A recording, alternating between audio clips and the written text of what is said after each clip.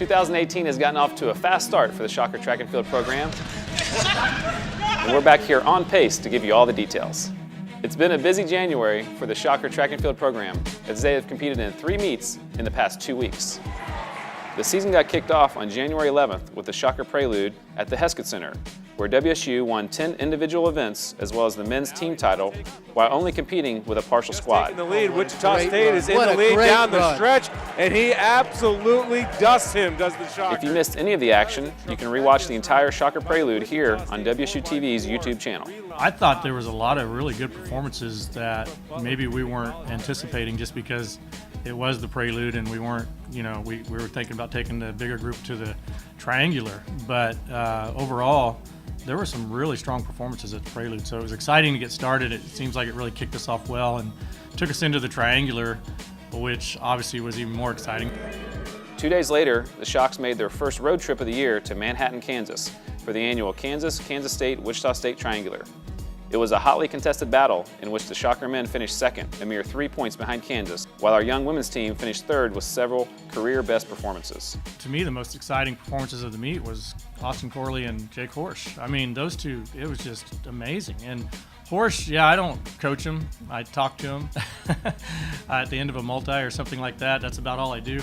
But that guy's tremendously talented. Running 111 on that track is extremely good. That was one of the best performances I've ever seen in the 600 there. This past week, the Shockers ventured west to take on several strong programs in the Air Force Team Challenge.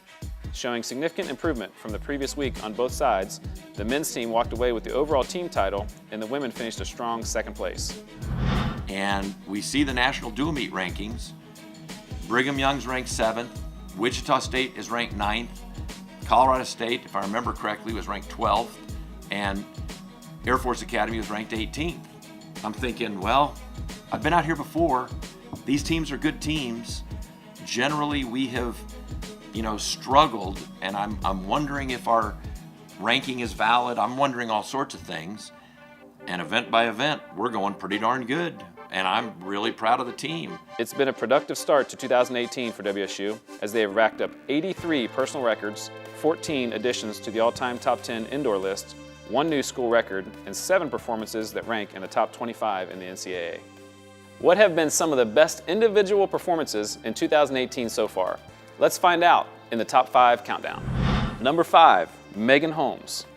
Megan Holmes has consistently improved in each of her 4 years at Wichita State, and her senior year is looking to be her best yet. Holmes triple jumped 40 feet 7 inches to win the title at Air Force and stamp herself as an early contender in the American Conference.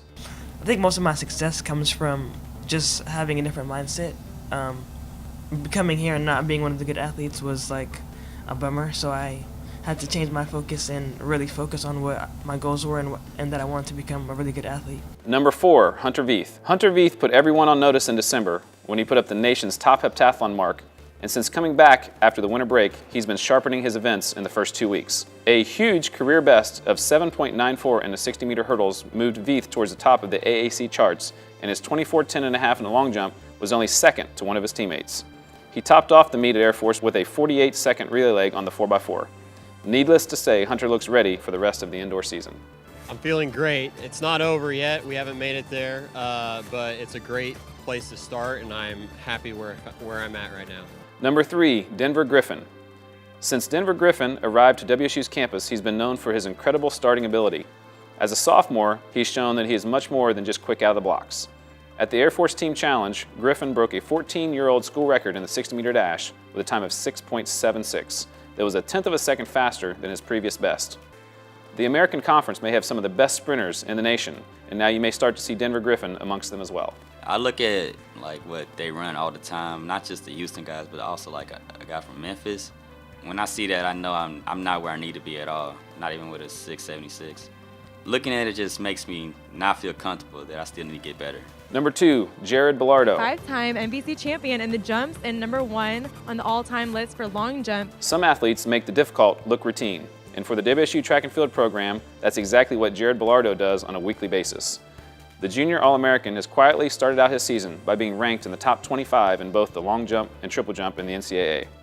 His 51.4 1/4 mark in the triple jump at Kansas State put him 12th nationally, and his best long jump of 24.9 3/4 is just outside the top 20. After coming off an injury-plagued sophomore campaign, Bilardo appears to be ready and focused to have a big year in 2018.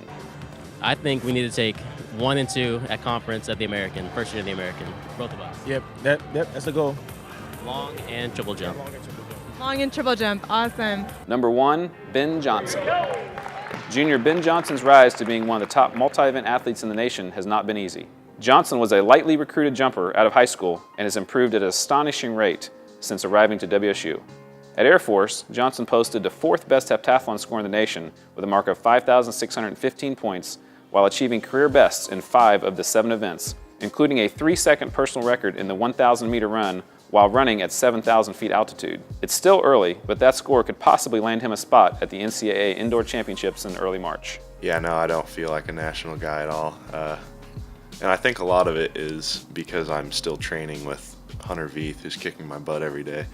And it makes me seem like I'm not where I need to be. And I think that's actually helped me a lot, training with him as far as getting to where I am now. The Shockers are right in the middle of the indoor season and have a couple of big meets on the horizon.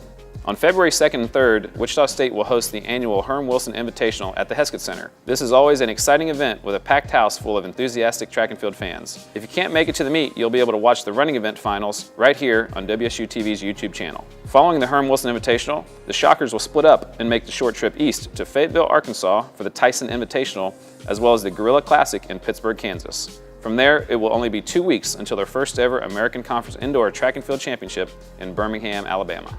One of the big stories in the professional road racing scene was news of former Shocker Alafine Tuliamuk signing a new contract with the shoe company Hoka, where she will be joining the Northern Arizona Elite team alongside another former WSU great, Kellen Taylor. With these two tremendous athletes now training together, there's no telling how far they will go. Both Alafine and Kellen have said they are very excited to be teammates and hope this partnership will take them both to new levels of success. But then having a training group is really good because, say like yesterday, for instance, we had a tempo 8 miles. If I were doing it by myself, I don't think I would have been able to hit the times that we were supposed to. But because we were there, the 3 of us pushed each other, and that really helped. Well, that's it for this episode of On Pace. Make sure to join us on February 3rd for the Herm Wilson Invitational right here on WSU TV.